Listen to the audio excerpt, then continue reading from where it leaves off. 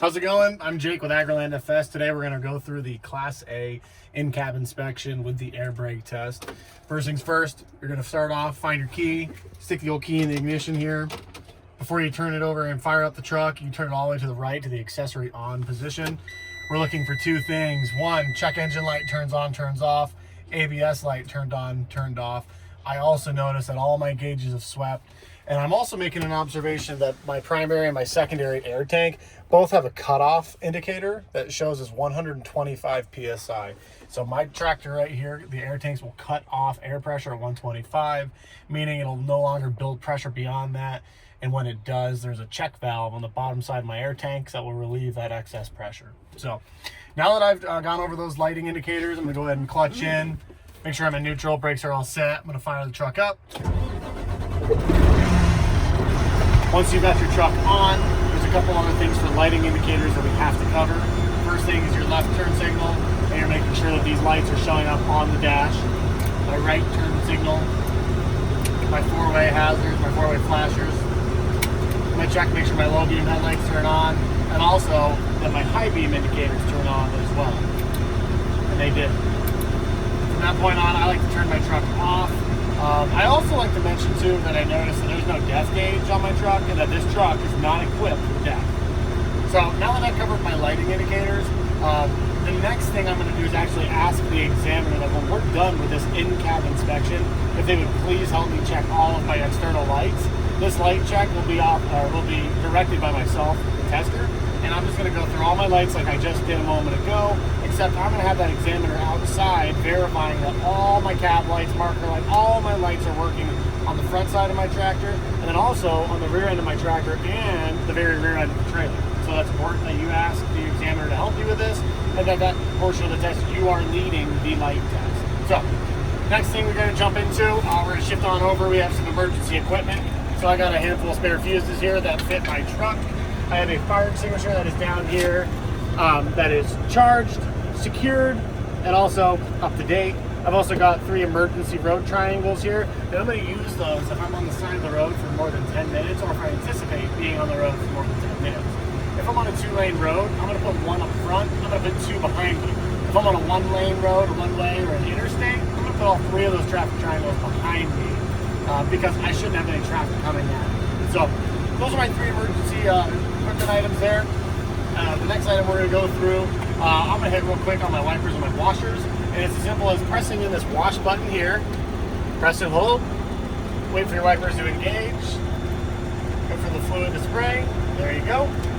So first thing I'm going to note is that my wipers themselves are not cracked, damaged, or loose. They're properly attached.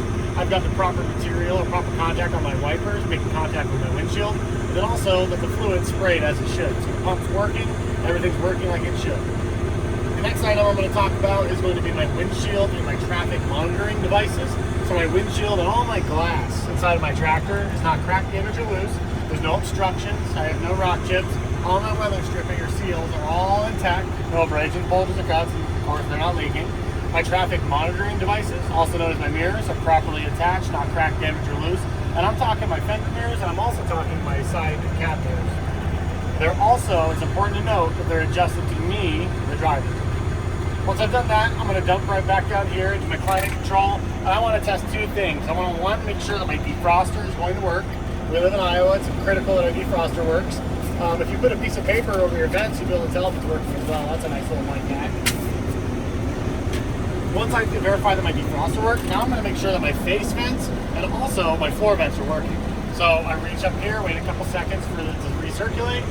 I can feel the air coming out of all of my face vents. I can feel them over there in front of my examiner. I can also reach down below and I feel them on my feet down here. So that tells me all my vents are working, my fan's working like it should. The next item I've got is I've got my horn. So I have a city horn and I have an air horn. They both work as they should. Now, once you're done with the actual inside inspection, I always recommend someone looks at their list and get the verbal diarrhea CDL inspection checklist. And I've covered every single item on here except for my service brake check, my parking and trailer brake check, and my air brake check. No automatic failure if not performed correctly. So we're going to start from the bottom here, service brake check. The very first thing is you explain to them, first of all, I'm not going to perform this test I'm just going to verbally explain to you. How do I do that? Well, I would release both of my brakes. I'd put the truck into first gear. I would roll ahead approximately 5 miles an hour. At that point, what I'm going to do is I'm going to make sure my hands are off my steering wheel. I'm going to gently apply my brake pedal and my clutch at the same time to come to a stop. And I should notice that my steering wheel does not turn left or turn right.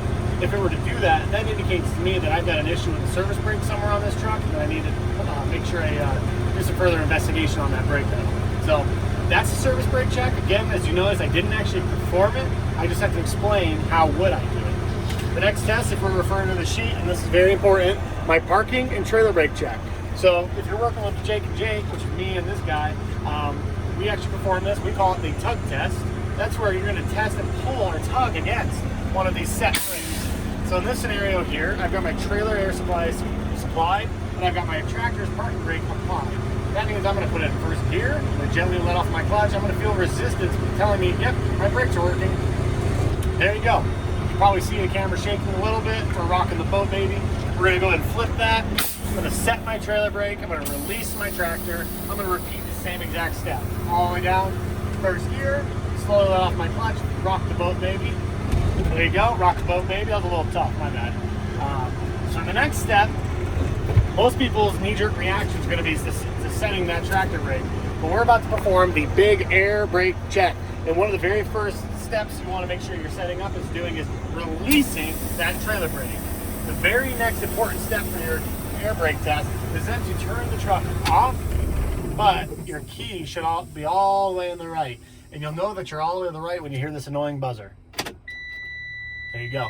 So now you're set up. You have both of your valves pressed in. You have your truck off, but all the way to the right on the accessory powered on position. You are now ready to begin your air brake test.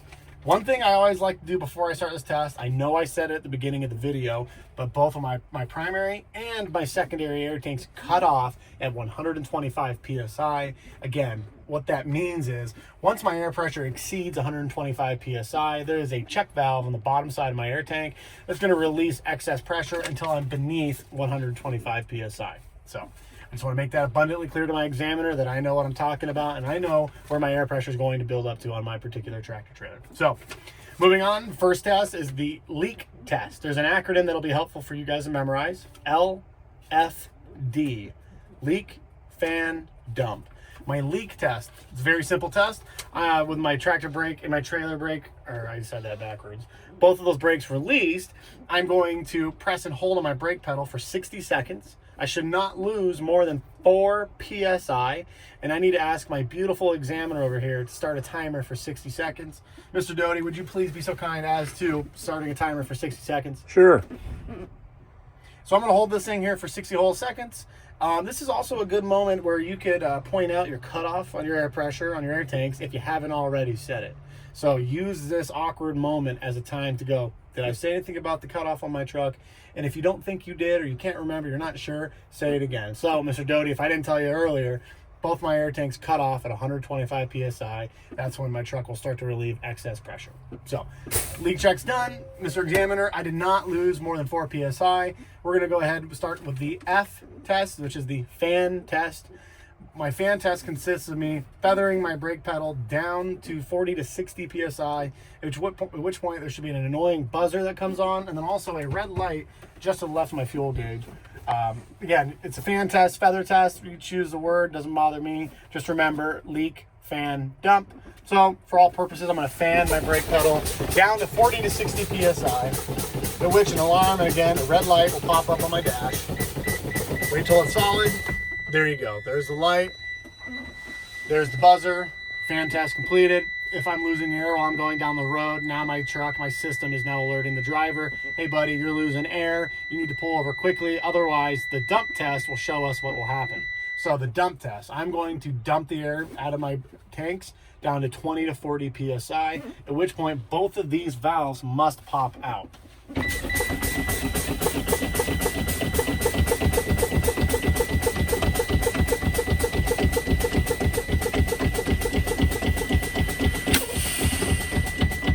Keep going if that bottom one hasn't popped quite yet. The reasoning is the secondary tank's holding the air just a little bit tighter, doesn't want to go. There you go. Both of my valves have now popped out efficiently. I'm going to kill the power so you guys can hear me a little better. And that is my air brake test completed. That is the whole in-cab inspection completed. If at any moment you think that you forgot to talk about any of these other items during the inspection portion of the test, you can follow these up real quick. So if I wanted to, I could say, Mr. Doty, I don't think I talked about my fuses. FYI, here are my spare fuses. My fuse panel is directly in front of you, Mr. Examiner. It's a little dusty. Please don't judge. I can go back. One thing I have to do, though, at the very end, is when I think I'm completed, I tell my examiner, Mr. Doty, I'm all done.